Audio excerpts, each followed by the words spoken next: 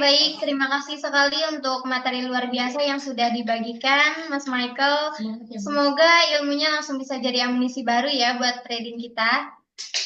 Nah, sekarang waktunya kita masuk ke sesi yang gak kalah penting nih, yaitu tanya jawab. Jadi buat sahabat traders yang punya pertanyaan, langsung aja raise hand dan nyalakan mic juga kameranya.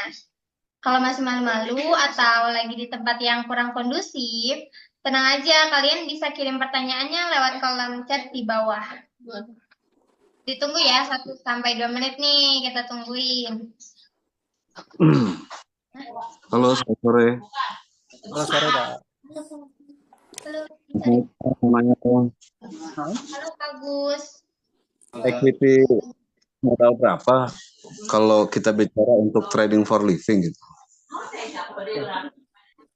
Kalau kita bicara soal trading for living, balik lagi equity modal berapa? Nah, ini pertanyaan menurut saya cukup bagus dan standarnya sebenarnya ditetapin sama Bapak sendiri. Saya ambil contoh gini, misalkan berapa sih yang menurut Bapak bisa Bapak pakai untuk kebutuhan sehari-hari dalam 1 bulan? Anggap 5 juta. Oke, anggap 5 juta. So, berapa sih angkanya biar bisa trading for living? Ya kita ambil aja. Kita ambil sejelek-jeleknya dalam 1 bulan Bapak cuma bisa dapat 1%. 5 juta anggaplah. Kebutuhan Bapak anggaplah 5 juta. Berarti berapa yang harus diambil? Ya udah 5 juta dikalikan 100 aja. Itu yang akan bisa Bapak pakai untuk trading for living. Kenapa? Seburuk-buruknya di pasar, Bapak bisa menghasilkan 1% dalam 1 bulan, which mean 5 juta dalam 1 bulan, berarti Bapak perlu 500 juta. Gitu. Itu yang bisa Bapak lakukan trading for living. Gitu. Balik lagi ke Bapak. Sederhana gini, kalau Bapak punya, anggaplah Bapak punya, kita ngomongin deposito ya. Deposito itu kan 3%, ya kan? 3%. Anggap Bapak punya 50 miliar. 50 miliar itu berarti kan 50 ribu ya, ya kan? 50 ribu juta. Gitu. 50 ribu juta dikalikan 3%, Bapak bisa dapat sekitar 1,5. 1,5 ya, 1,5 M. Nah, itu bisa nggak buat hidup? Bisa. Padahal Bapak cuma taruh duit di bank dengan deposito. Pertanyaannya baik lagi, berapa wealth yang kita punya? Gitu. Berapa dana yang kita punya? Kalau kita mau belajar dari usaha aja, usaha itu marginnya kan paling 7%, 8%, margin bersih ya kita ngomong. Mungkin Bapak salah satu yang usaha juga, makanya ketika Bapak tanya trading for living, saya akan kembalikan. Baik lagi, Bapak berapa biaya dalam 1 bulannya yang Bapak ingin tentukan. Gitu. Sebenarnya kalau Bapak kasarnya punya 10 M aja dimasukin ke deposito 10 M, lalu Bapak tunggu dalam 1 tahun, itu udah 300 juta. 300 juta dibagi 12 bulan. Itu udah ketahuan sekitar 15 jutaan. Hidup nggak hidup dalam 1 bulan? 15 juta. Balik lagi, tapi kalau gaya pengeluaran hidupnya ternyata 30 juta, ya deposito itu nggak akan menuntun kita buat hidup. So, semuanya dikembalikan dengan si orangnya lagi gitu, Pak. Oke, baik, Mas Michael. Ada Oke. nih dari sahabat traders. Dari GS Tian, bagaimana cara kita tidak terjebak dalam area liquidity, Pak, Mas? Oke. Cara tidak terjebak dalam area liquidity adalah mengetahui dulu price actionnya. Kalau dari saya, karena saya kan price action trader, kita harus tahu dulu support and resistennya. Support and resisten di mana ketika sudah sampai di support and resisten, apa yang terjadi sama price-nya, apa yang terjadi sama harganya, itu penting. Sehingga kalau harganya ranging, udah pasti itu area liquidity yang cukup berbahaya, karena itu akan 50-50. Dia bisa naik, bisa turun. Gitu.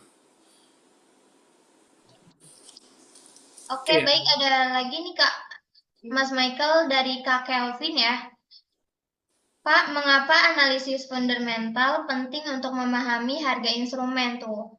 Oke, mengapa analisis fundamental penting untuk memahami harga instrumen? Mengapa penting? Karena uh, semua instrumen itu bersinergi. Kalau kita ngomongin forex, mata uang, lalu emas, mereka itu bersinergi dengan keputusan-keputusan yang diambil oleh para petinggi negara. Misalkan suku bunga, pasti ketika FOMC suku bunga selama 3 bulan itu harga emas dan USD itu bergerak kencang gitu. Kenapa seperti itu? Karena itu yang akan meneruskan atau menentukan ekonomi si Amerika dalam tiga bulan ke depannya. Gitu. Itu kenapa analisanya penting. Nah, kenapa kayak emas sekarang terus naik terus? Karena secara analisa perang banyak terjadi di Timur Tengah dan bahkan merembet ke negara-negara besar. Itulah kenapa harga emas naik loh. Kenapa Pak harga emasnya naik? Karena perang. Karena satu-satunya backup uang ketika ekonomi tidak stabil adalah emas. Semua uang diciptakan oleh emas. Berapa banyaknya cadangan emas, itulah cara kita untuk mencetak uang ke masyarakat gitu. Oke, ada lagi nih Mas dari Pak Agus Prianto ya. Hai Pak Agus. Kata Pak Agus, liquidity provider itu apa ya Pak? Katanya. Oh, oh, sorry, sebenarnya tadi ini salah ini. Liquidity provider itu penyedia likuiditasnya sebenarnya. Jadi penyedia bank-bank besar, mayor-mayor bank yang menyediakan harga gitu. Misalkan seperti broker itu punya liquidity provider. Misalkan liquidity providernya salah satunya JP Morgan, Barclays. Jadi bank-bank besar yang menyediakan gitu. Liquidity Wicks itu maksud saya tadi tuh Liquidity Wicks. Liquidity Wicks itu tarikan harga yang terjadi karena banyaknya update data yang masuk ke pasar. Biasanya ketika opening market. Nah, bagaimana cara menentukan buy atau sell dengan cara price action? Satu-satunya cara yang digunakan adalah candle closing. Kita harus melihat bagaimana candle itu closing ketika di price action. Apakah Pak, berarti sering ketinggalan dong? Iya. Jujur sering ketinggalan harga karena kita menunggu candle closing. But menurut saya, kalau saya secara pribadi, berarti tradingnya secara konservatif ya. Saya secara pribadi lebih nyaman. Saya lebih nyaman ketinggalan harga, tapi saya tahu daripada saya mengejar harga ternyata harganya berbalik arah ketika dia masih open. Itu. Oke, ada lagi? Oke Kak, satu lagi ya Mas. Dari Kak Azwan, kalau untuk menentukan trendline dan support resistance, enaknya di TF berapa? Dan ketika harga sudah menyentuh support resistance, apakah kita langsung entry atau nunggu konfirmasi candle dulu? Oke. Yang pertama enaknya di time frame berapa? Itu dikembalikan. Kalau Bapak adalah seorang scalper, ya saya rasa scalper itu 5-15 menit mereka time frame-nya. Cuma kan yang membedakan scalper swing lalu positioning itu apa Pak? Yang membedakan biasanya adalah SL dan TP-nya aja. Itu SL TP-nya kalau scalpernya kecil, kalau swing medium agak lumayan, yang positioning ya benar-benar jauh gitu. SL dan TP-nya. Lalu apakah ketika harga sudah menyentuh support resist kita langsung entry nunggu konfirmasi? Kalau saya pribadi sebagai price action trader akan menunggu konfirmasi gitu. Karena setiap candle, baik lagi, candle itu adalah sebuah informasi yang dicetak secara real dan diberitahukan kepada kita. Oke baik, sekarang kita masuk ke sesi yang pastinya sudah ditunggu-tunggu nih sama teman-teman ya kan, yaitu live trading. Sambil menunggu persiapan dari Mas Michael, saya mau ajak sahabat traders nih untuk ikut siap-siap juga. Buat yang mau ikut praktek, bisa langsung buka demo account atau live account-nya ya. Dan khusus untuk yang sudah mempunyai akun real, jangan lupa segera lakukan deposit supaya nanti bisa langsung eksekusi bareng di sesi live trading berikutnya. Silakan Mas, dipersiapkan. Oke. Gimana teman-teman traders tadi yang sudah bertanya, apakah pertanyaannya cukup memuaskan? Gimana teman-teman udah buka akun demo atau akun realnya belum nih? Ya, nih aku juga sambil buka nih.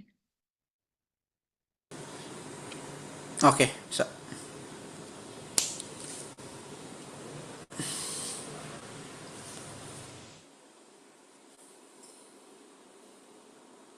Oke, kelihatan ya. Oke. Ah, ini aku pakai MT5 dari Okta. Nah, guys, ini ada posisi buy di sini. Kenapa buy ini akhirnya saya ambil? Karena pertama, kalau kita lihat ini emas ya. Emas di H1. Emas di H1 kalau kita lihat secara tren, dia sudah menyelesaikan koreksinya. Nah, kalau kita lihat, Pak, ini kan dia udah break the line. Harusnya bukannya sell. Kenapa mengambil buy? Betul, dia udah melakukan break the line, but tren besarnya dia sedang naik. Dari mana tahu tren besarnya sedang naik? Ini jelas di sini kalau kita tarik dari atas ke bawah. Di sini. Oke. Emas sudah melewati level 332891. Melakukan break. Oke. Dan dia belum pernah kembali ke level ini lagi. Malah kalau kita tarik lagi, ini adalah support terakhir yang ada di. Nah, ini menjawab pertanyaan tadi yang, Pak, gimana kalau dia udah nyentuh support? Apa yang kita lakukan? Yang kita lakukan menunggu wait and see. Dia ada support di level, aduh ini jangan pakai deh, biar kelihatannya, bentar. Delete. Kita pakai ini. Dia ada support di level 3340, 58. Oke, dari mana tahu itu support? Kalau kita mau tandain, itu support di sini, objek round. Nih, kelihatan ya? Di situ ada support terakhir. Kenapa itu menjadi support terakhir, Pak? Iya, karena di situ adalah ranging terakhir sebelum gold benar-benar naik. Di bawah itu nggak ada ranging, di bawahnya hanya ada clean candle. Support selanjutnya ada di sini. Oke. Berarti spekulasinya adalah sebelum ketika harga sedang naik, lalu dia menyentuh support terakhir, menyentuh area ranging terakhir, kita melihat watch and see. Saya melihat dari kemarin nih, kebetulan hari ini pas banget. Nah, dari kemarin ini H1 ya. Dari kemarin dia nggak pernah nembus, bahkan dia mengkonfirmasi, dia nembus tapi balik lagi ke atas. Dia menembus area 3340 tapi balik lagi ke atas. Balik lagi ke atas. Terus kenapa akhirnya di entry buy, Pak? Karena ada level ranging yang akhirnya ditembus oleh gold lewat price action. Inilah kenapa saya melakukan price action, karena it's a simple thing. Ini sangat mudah. Oke. Ada area level ranging yang akhirnya ditembus sama gold. Di level 3358 sampai level 3340, dari kemarin harga emas terus-terusan berada di situ. Nah, ini cara membacanya. Dia terus-terusan berada di situ. Oke. Terus kenapa buy, Pak? Iya, Pak, karena dia udah mencoba turun, Pak. Dia udah mencoba turun melewati 3340, tapi malah dia balik lagi. Dia mencoba turun di level ini, 3342, ditembus. Iya benar, Pak, ditembus. Tapi dia balik lagi ke atas closing. Inilah kenapa saya selalu menunggu candle closing. Saya nggak menunggu karena apa? Karena saya percaya selalu ada false break. Selalu ada break and retest. Nah, kalau misalkan ya, Dalam waktu 5 menit ini kira-kira apa yang bisa kita lakukan nih? oke, dalam waktu 5 menit ini teman-teman yang punya akun atau akun demo bisa melakukan open posisi di level ini 336594. Nah, ini tunggunya 2-3 hari, tapi ini swing. Oke, ini swing movement. Oke. Kenapa, Pak, dia akhirnya ambil buy? Ya, dia udah nyoba turun, Pak, sekali. Dia udah mencoba turun. Nah, ini yang harus kalian, kalau saya sih biasanya berbicara ya dalam otak saya. oh harganya udah coba turun. Lalu dia kembali naik ke level rangingnya. Pas dia kembali naik, dia malah nembus atasnya. So probability-nya apa? Nggak mungkin saya bilang probability saya sell. Kalau saya udah menentukan kayak gitu. Orang saya bilang, dia udah coba turun gagal. Masa coba naik lagi gagal juga? Ya udah kalau gagal juga ya udah. But menurut saya kemungkinan naiknya lebih besar daripada dia kemungkinan turunnya. Udah itu aja. Simple kan? Simple. But apakah Swingnya, Mas maaf dipotong. ya Swingnya berapa hari ya kira-kira? 2-3 hari, 2-3 hari, bahkan paling lama 4 hari. Ini hari Rabu Hari sampai Rabu. sampai Jumat malam kalian bisa lihat pergerakannya gitu. Nah, lalu kenapa Pak akhirnya targetnya ada di 3427? Nah, yang seperti saya bilang, history repeat itself. Dia pernah ke level 3427 satu kali. Ketika dia udah menembus area rangingnya, saya menganalisa dia akan kembali lagi ke sana ke 3427. Kenapa? Karena dia ingin menyelesaikan angka naiknya setelah dia menembus level 3328 gitu. Ini kan secara koreksi ini adalah koreksi besar. Kalau kita pakai time frame ini nanti mungkin di kesempatan yang lain saya ceritakan lagi ya. Ini multiple time frame analysis namanya. Tapi kalau tiba-tiba Mas pasarnya close gimana tuh Mas?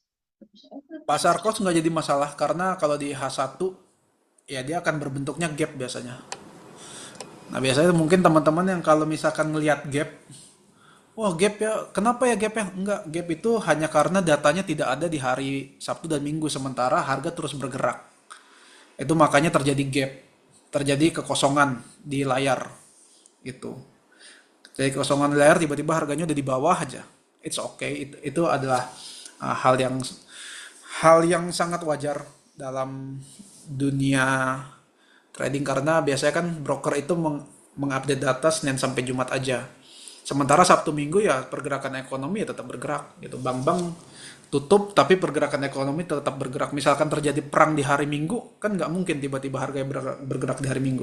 Tapi tiba-tiba harga udah di bawah aja atau harga udah di atas aja. Itu yang menyebabkan gap. Gap itu cuma ketidakadaan data aja karena semua perbankan dan keuangan itu lagi tutup aja. Makanya selalu terjadi di hari Senin. Kalau teman-teman perhatiin, gap biasanya 90% terjadi di hari Senin. Itu karena Sabtu Minggu bila ada pergerakan besar fundamental, dia akan menciptakan gap. Gitu. Jadi kalau pertanyaannya, kalau udah keburu close gimana Pak? It's okay. It's okay. Nah, kalau misalkan kita ngomongin risk ratio dari trade ini adalah 1:1,7. 370 berbanding 620. Hampir 1:2, but 1:1,7. Nah, ini yang saya bilang tadi. Yang membedakan gimana Pak dengan gambling?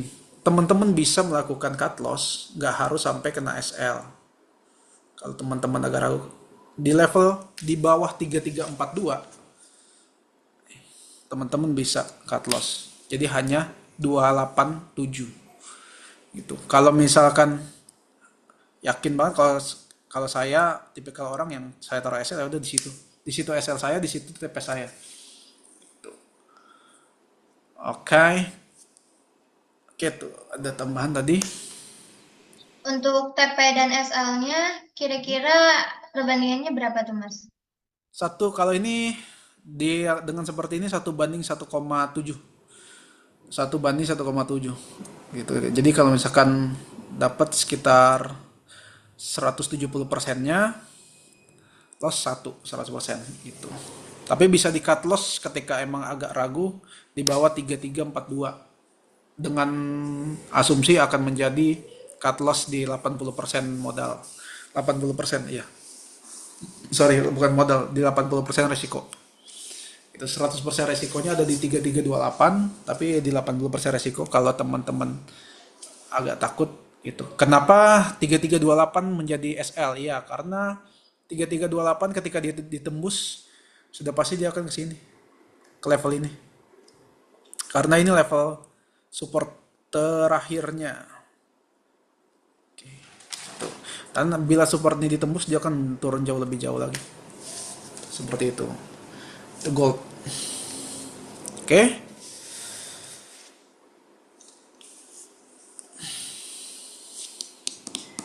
Kalau untuk forex gimana nih Mas yang bagus? Oke, untuk forex kita bisa buka Euro USD. Oke, set. Nah, ini Euro USD sedang melakukan uptrend. Kenapa dia uptrend? Karena dia naik Pak, iya betul. Nih, gini.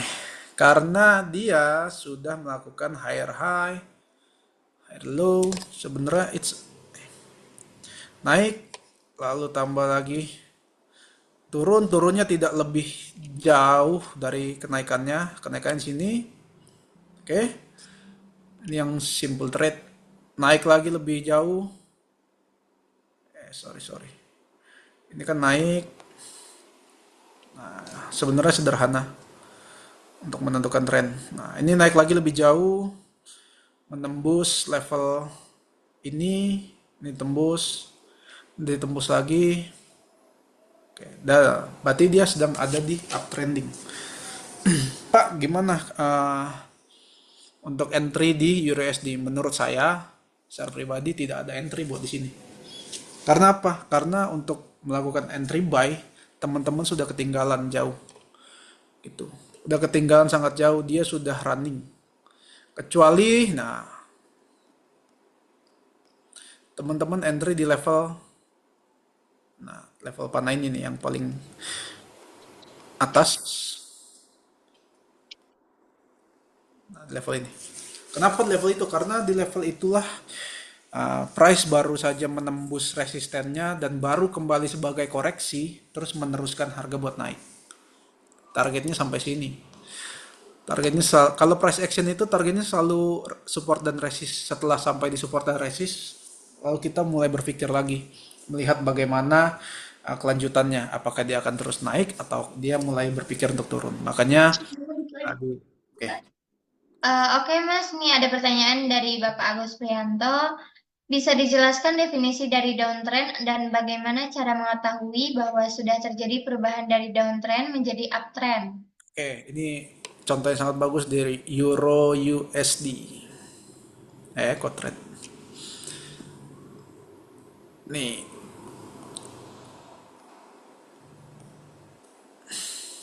Ini bagus banget. Downtrend menjadi uptrend.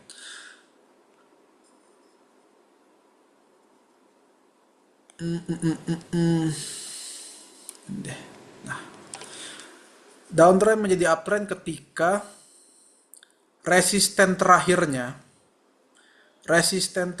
dari si downtrend itu sudah ditembus dan dia tidak pernah kembali di bawah resisten tersebut. Itu pentingnya. Kita ulang ya. Resisten terakhir dari si downtrend itu ditembus, lalu penurunannya nggak pernah lebih dari resisten sebelumnya, malah dia naik melebihi resisten yang baru. Gimana maksudnya Pak? Ini adalah downtrend nih. Di garis hijau ini ada downtrend, turun. Lalu setiap downtrend dia membentuk resisten baru. Resisten, oke. Ini resisten. Oke, lalu ada lagi resisten. Sini. Ini simple downtrend ya, kita ambil yang dekat aja. Oke. Ini simple. Ini di H1 terlihatnya sebagai small react, tapi kalau kita ngomongin scalping di M5 sama M15 ini downtrend. Oke. Sorry. Oke, ini downtrend. Lalu ketika harga menembus menjadi indikasi pertama, resistennya ditembus. Ya. Lalu ada lagi resisten yang baru. Dia membentuk lagi resisten yang baru. Oke. Dia membentuk resisten yang baru di level resisten yang lama. Kita bisa perhatikan, dia membentuk resisten yang baru di level resisten yang lama. Nih, level ini. Nah, ketika level ini ditembus, disitulah konfirmasi bahwa dia udah mulai kembali ke uptrend, naik. Pak, di mana entry-nya? Entry-nya ketika resistennya dikoreksi. Di mana di sini nih? Oke, kelihatan kan? Bahwa dia tadi downtrend, menembus atas, masih menjadi indikasi. Mencoba membuat resisten yang baru ditembus, lalu dikoreksi menjadi resist become support. Ya udah entry di sana. Lakukan entry di level, ini saya hijauin.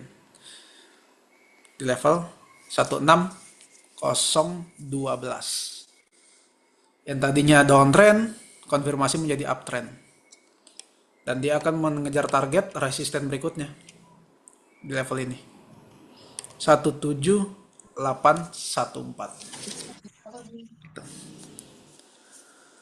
Oke, ada lagi? Udah cukup, Mas Michael. Makasih banget ya Mas Michael buat materi dan praktek hari ini. Semoga langsung kepake buat ningkatin skill trading teman-teman. Nah, sebelum kita resmi menutup acara hari ini, kita abadikan dulu yuk momennya. Untuk sahabat trader, silahkan on cam, biar fotonya nanti bisa jadi kenang-kenangan seru kita. Ayo teman-teman dibuka camnya. Ayo yang belum dibuka, boleh dibuka kameranya.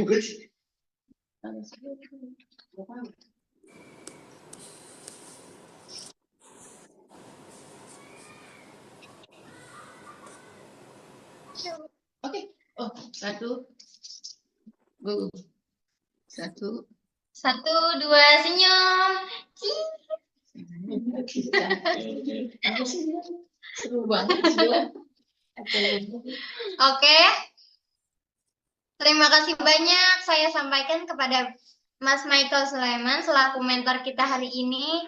Juga untuk semua sahabat traders yang sudah Boleh ulang lagi meluangkan nggak waktunya untuk fotonya? ikut webinar sore ini. Udah ulang lagi nggak? Ulang lagi dong Oh, fotonya. mau diulang? Boleh, boleh, boleh. Satu, dua, cing. Putri cepetan. Oke, baiklah sudah. Terima kasih banyak teman-teman. Ya, terima kasih teman-teman. Terima kasih Mas. Terima kasih Mas Michael sudah Terima menjadi kasih juga. inspirasi. Saya selaku host mohon maaf kalau selama memandu ada kata-kata yang kurang berkenan. Sampai ketemu lagi di webinar berikutnya. Semoga cuan dan insight hari ini bisa terus nempel sampai kita bertemu lagi. Keep learning, keep growing, and of course keep trading with happy vibes. Saya Adeline Rose selaku host acara hari ini pamit undur diri. Terima kasih. Terima kasih teman-teman, terima kasih. Thank you. Thank you Mas. Thank you Thank you, Mas. thank you Ibu Budi, thank you. Nanti call ya, call. Bye. Oke. Dadah semuanya. Dadah, thank you. Upload Udah teman-teman. upload kan cuma satu ngomong. Sudah ini keluarkan bagaimana keluarnya?